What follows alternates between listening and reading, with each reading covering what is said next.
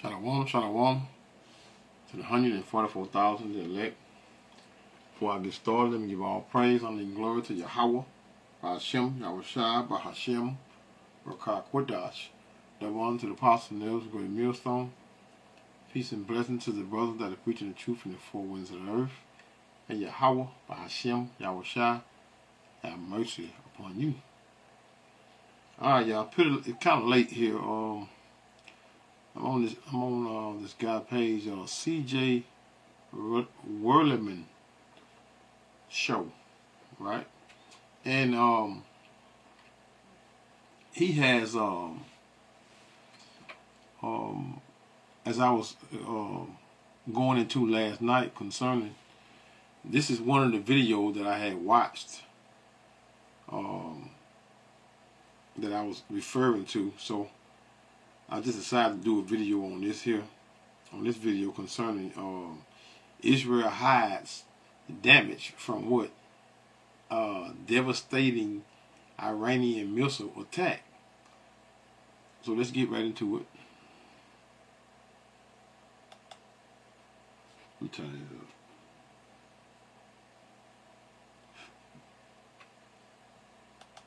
Desperately trying.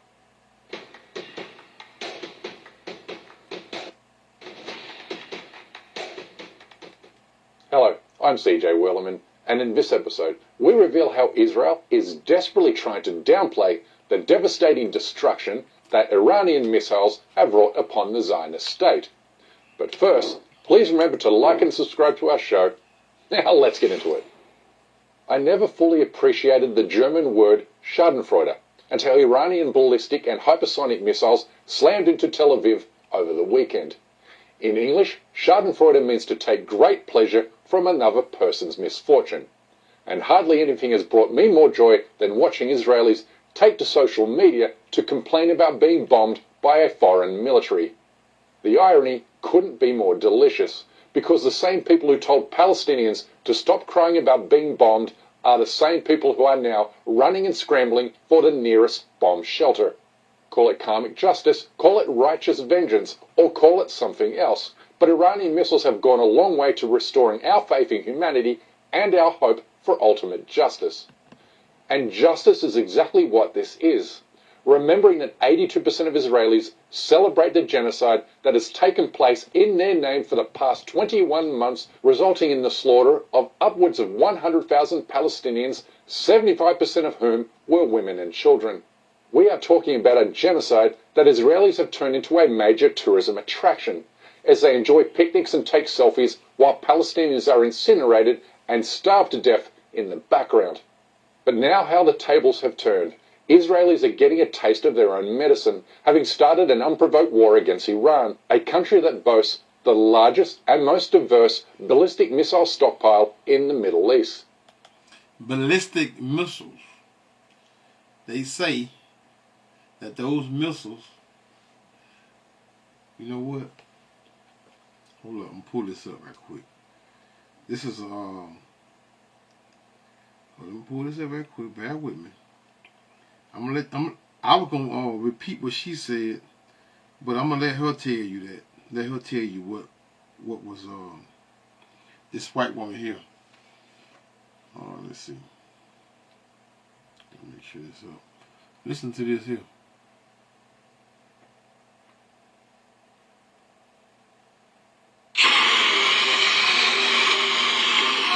Hold up.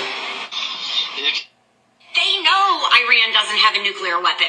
That's the only reason they're comfortable attacking them. Because they know Iran cannot attack back with nuclear weaponry. And they arrogantly thought their Iron Dome was going to protect them. But it literally collapsed within 24 hours. A lot of people may have seen earlier videos where a whole bunch of Iran's weapons were intercepted by the Iron Dome. The Iron Dome, by the way, actually shoots a missile up to intercept and blow up other missiles. But what they didn't get is that Iran was intentionally sending old missiles to wear out, to use up the defense. And once they felt like they had sufficiently worn down the defenses of the Iron Dome, then they started unleashing the heavy-duty stuff. And Iran has hypersonic missiles, and I don't know if you've seen one of those on video. It is insane how fast they come in. You're not getting out of the way of a hypersonic missile. You may be able to see some other type of missile up in the air heading your way. You run for the hills. You're not running from a hypersonic missile. As fast as you see it, it's there. It travels faster than the speed of sound. So it hits you before you even hear it coming. They've also unleashed a new type of weaponry that we've never even seen before. Hey Siri, how many missiles does Iran have? It's going to be in the thousands. 3,000 ballistic missiles. They're going to level Israel like a parking lot. So that was an old TikTok video I ran across. Just, I mean, here and there, I couldn't, you can't go through every point that they make and whatever. Sometimes they go off and say something that they haven't been saying. But for the most part, she's on point. So let's continue this here. Israeli cities. Oh, my point was the hypersonic missiles. He said you can't hide from them. Once you see them, when they come, they come. Hey. Are on fire. This is not Gaza. This is downtown Tel Aviv. This is what Israel is desperate to keep hidden from the world, as it does its best to conceal the magnitude of Iran's counterattack.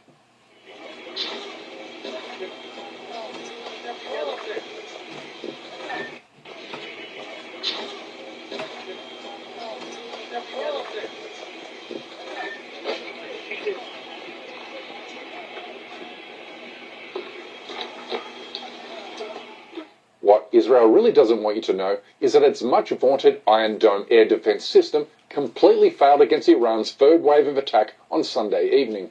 You can see Iranian missiles moving freely over Israeli airspace to reach their targets. You're watching an Iranian missile completely destroy a missile interceptor at Israel's Nevatim airbase. Boom, a direct hit, it's gone.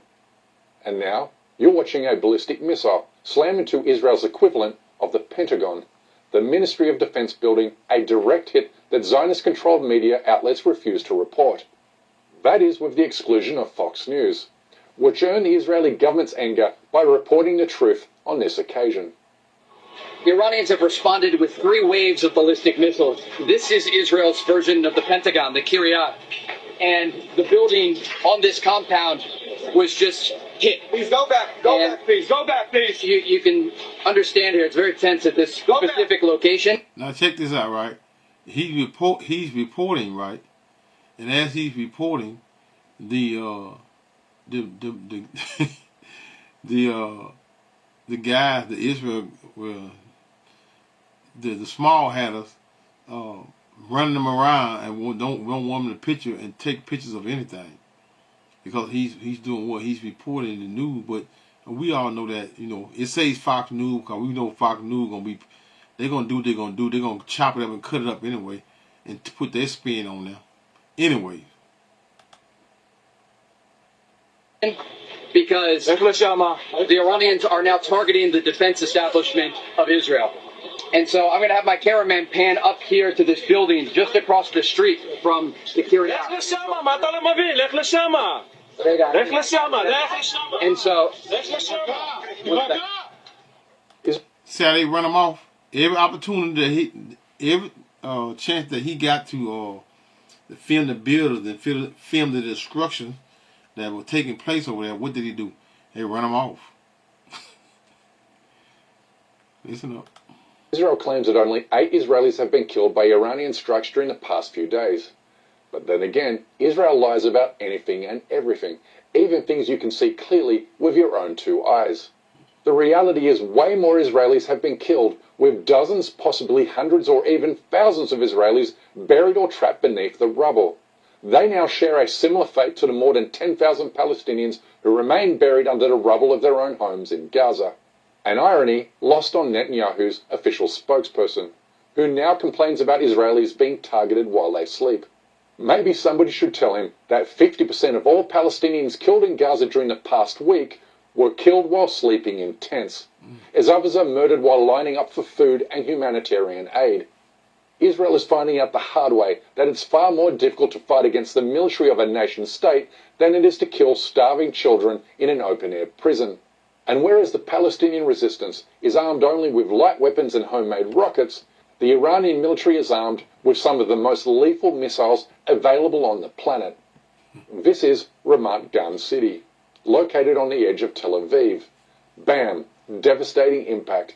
And this is the Mediterranean port city of Haifa, where hypersonic missiles took out a major oil refinery depot, leaving behind a scene of utter devastation. See that so-called white lady, she wasn't lying. You see those hypersonic missiles, see how they come in? They come, they hit the target, they go bam. Ain't no waiting. Station. Whoa! Oh!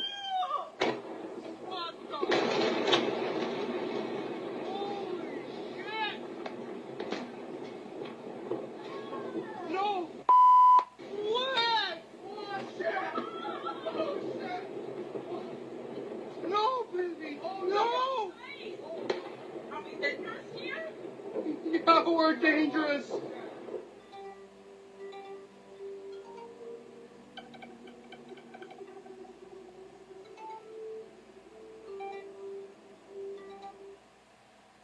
This is Tel Aviv, where missiles are slamming into Israeli targets with relative ease.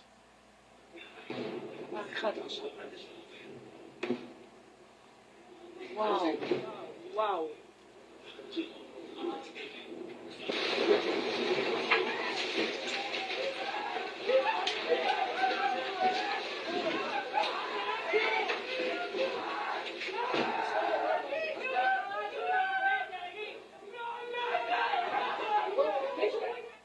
A spokesperson for Israel's foreign ministry did the rounds on British television to relay how difficult it was for him to explain to his 9-year-old daughter why they had to rush to a bomb shelter during the middle of the night, which begs an obvious question. I remember this. They had their children putting their signature on these bombs here. I remember that. Is this his 9-year-old daughter? Did she write her name on a bomb that killed Palestinian children? You see, unlike Israel, Iran is not deliberately targeting civilians, which even Israeli military acknowledges to be true, saying that 90% of Iran's missiles are fired at Israeli military sites. And because every Zionist accusation is a confession of wrongdoing, it falsely accused Hamas of hiding beneath hospitals in Gaza, while Israeli soldiers construct a new military command base underneath Tel Aviv's Ikolov Hospital. They really are a shameless bunch of lying cowards. So much so that even Israeli comedians are taking to the bombed-out streets of Tel Aviv to mock their leaders for Let me read some comments, y'all. Let me read some of these comments here. Oh, you got quite a few of them. Said they say, at first I thought Israel was a province of the United States. Then I became convinced that the United States was a province of Israel. Who didn't know that? Israel is not used to fighting an opponent that can fight. Yeah, they used to fighting against people that don't have don't have the equipment that they have to fight back, should I say. You know, they got a few AKs and shooting and this and that, and they just, and them Israelis, the small hell, they just sitting back and picking them off. Hey man, but it is what it is. You know, I have no sympathy for neither side. As an Iranian, I always felt like we were alone in the global community and our voices were not heard, but after reading the comments, my mindset changed. Thank you all. Yeah, none of y'all gonna be in that land in a minute. Hey dude, thank you for delivering this post without bias. It shows that you stand for what truth, justice, and righteousness. No, the true justice is Yahweh Ba'ashem Yahweh Shai. Iran has every right to what? To defend itself. 82% of population endorses ethnic cleansing. What kind of education have they been providing to their population? Let me read a couple more. I don't think anyone feels bad for Israel after what we have been witnessing for the past years. You know what? Let me stop this right quick. 1 second, y'all. 1 second. Another thing, brother.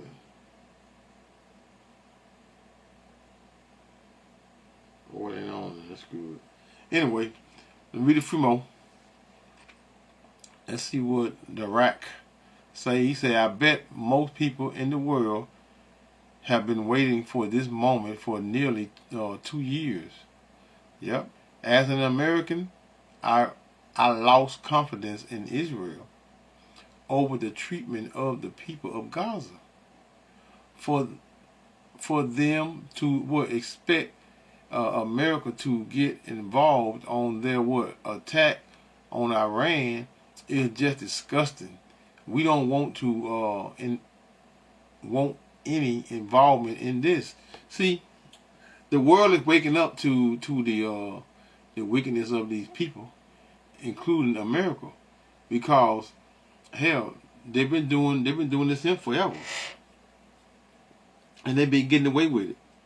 But see, the reason a lot of so-called white people see it now is because of their own suffering. They themselves over here in America is going through something. So let's head on out. Bombing every country in the Middle East. Shalom from Tel Aviv. Today I'm giving you a guided tour of what happens when you bomb other countries for fun and act surprised when they shoot back. Stick around. Next stop, denial and international outrage.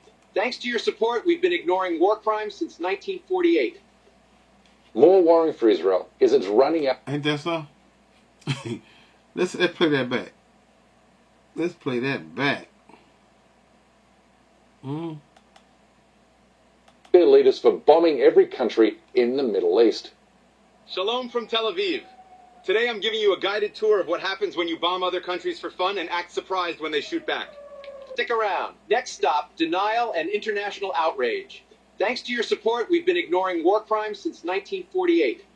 More worrying for Israel is it's running out of intercepted missiles. 1948 when they got that land, y'all. That's why we call them the 48ers, right? But we know that the land that they're in is Jerusalem. You know, Jerusalem is a people before a place. So just because they're in the land and they're calling themselves the people, they're not the people. And the world knows it now. The world knows that they are the wicked of the earth. For its Iron Dome air defense system, with US officials now worried that further retaliation from Iran will drain the US global missile stockpile to a horrendous level in coming days. This reality is not lost on ordinary Israelis, who see clearly the writing on the wall and are now fleeing the Jewish state in record numbers, which has forced the Israeli government to ban its citizens from leaving by air. A new report claims that Israel is now paying thousands of dollars to escape Israel by small yachts from the port cities of Haifa and Ashkelon. And there's a situation. None of this is on the news. None of this. They're not reporting any of this. Situation turns ever worse for Israel, the greater the probability it will carry out a false flag attack to drag the United States into its war. There you go. And also, I mean, he spoke on false flag. False flag it's not only gonna be in Israel, you know. No, they've been doing false flag forever anyway. But even America. But America has what?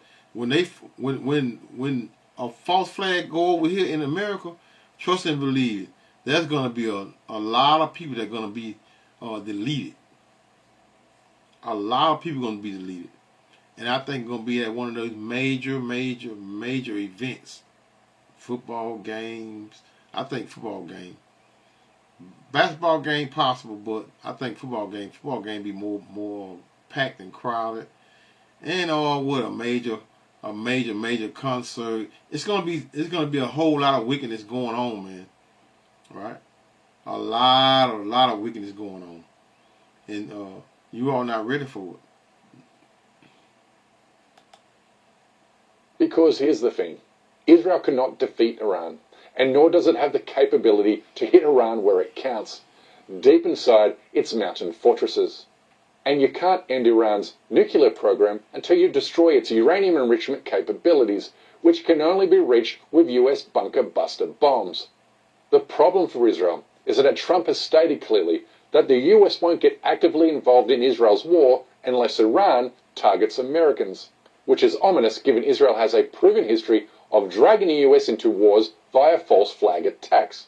Remembering that it bombed a US naval ship killing 34 American sailors in 1967, in an effort to expand its war of choice against Arab states that same year. But let me finish with this. What frustrates and maddens me the most is the thought of how many lives could have been saved in Gaza had Iran or anyone else hit Israel this hard and much sooner. That said, we must accept good news wherever we can find it. And the great news here is Israel is heading towards a shattering defeat, because its allies are cutting it adrift and its enemies are growing more emboldened. Anyway, that's my time for today. Alright, y'all, that's it for today right here. Let's get into the precepts. Let me see what I want to put up in y'all real quick. I want to get... This guy ain't going nowhere, so I'll leave this on there. Let's go to... I'm just going to hit a few precepts, man. I'm going to close this out. It's getting pretty late. I know it's already late, but this is Jeremiah 49:16. Thy terribleness has deceived thee, and the pride of thy heart, O thou that dwelleth in the clefts of the rocks, that holdeth the height of the hill. Though thou shouldest make thy nest as high as the eagle, I will bring thee down from thence, saith the Lord Yahweh. So the Most High Yahweh by Hashem Yahweh Shai is giving these devils a taste of their own medicine, and it is about time. You know, these what that precept is, Luke 21:22. For these be the days of vengeance, that all things which are written may be fulfilled. Right? That was referring to us when we were fleeing, when the Heavenly Father brought judgment upon our head. Now Esau Edom is losing his grip. You know, he's still there though, but he still got a whole lot of more hell to bring on us before he do come out of that seat as being root of the earth. So these devils, their days of vengeance is at hand. Let's go to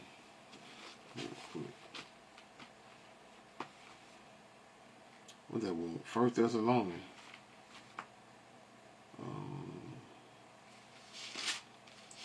1 Thessalonians 5 and verse 5 and 1. But of the times and the seasons, brethren, ye no need that I write unto you. For yourselves know perfectly that the day of the Lord cometh as a thief in the night. For when they shall say peace and safety, so it's the so-called ceasefire, right? So they say. For when they shall say peace and safety, then sudden destruction cometh upon them, as travail upon a woman with child, and they shall not escape. So that's how it's gonna come. Just like you seen those ballistic missiles that Iran was shooting over there at those small hatters guess what? That's how that destruction is going to come in the night. When the time comes for hey for America, which is Babylon. But we on Israel, but you know they both are one and the same, because they both are going to get somewhat of an equal destruction, but no one is going to get that destruction like America, because America again is that lake of fire. America is that lake. Verse 4 of 1 Thessalonians 5 and 4. But ye brethren are not in darkness, that day should overtake you as a thief. Why is that? Excuse me. Let's drop down to verse 6. Therefore let us not sleep as do others, but let us watch and be sober. Meaning what, man? Pay attention, man. Pay attention to what? To worldly events and the things that are going on. This is how you would know how close we are to the end. But mainly what? Listen to the prophets that are prophesying and telling you and giving you instructions from the Lord, because when we prophesy of what? The scriptures, which is the truth of the scriptures. And a lot of you all can care less about what the scriptures say, because you're what? You're full of yourself. You're full of yourself. And soon you're gonna catch that hell that the heaven doing Jacob trouble. You know, a lot of you gonna suffer. Especially a lot of you women, you're gonna suffer, man, in those times. All that proudness and that proud behavior, just like Esau, Edom is getting his at this present moment, you're going to get yours. Therefore, let us not sleep as do others, but let us watch and be sober. For they that sleep in the night, and they that be drunken are drunken in the night. But let us who are what of the day, meaning in this truth, be sober, putting on the what? The breastplate of faith of who? Yahweh. Why Yahweh Shai, man? That's faith. That's true faith in the true and living power. And love, and for what? For an helmet, the what? The hope of salvation. Because salvation, that's the mercy that the 1/3 start with the 144,000 of men. That's the mercy that are going to be received. I was going to go. I'm not going to go anymore. I'm going to close it right there, man. I'm going to go into Joel and a few other and go into concerning, I won't make that long tonight. It's already late. Let's read that again. Verse 1 Thessalonians 6, verse 6. Therefore let us not sleep as do others, but let us watch and be sober. For they that sleep in the night, and they that be drunken are what? Drunken in the night. But let us who are what? Of the day, that in this truth that know what's going on around us, and are aware of the times that are coming, and that are aware of concerning every aspect of the prophecy that the prophets speak. But let us who are of the day be sober, putting on the breastplate of faith in Yahweh Ba'ashim Yahweh Shai, man, and loving for a helmet with the hope of salvation. So that number say, call halal Yahweh Ba'ashim Yahweh Shai Ba'ashim Rokah Kodash Shalom.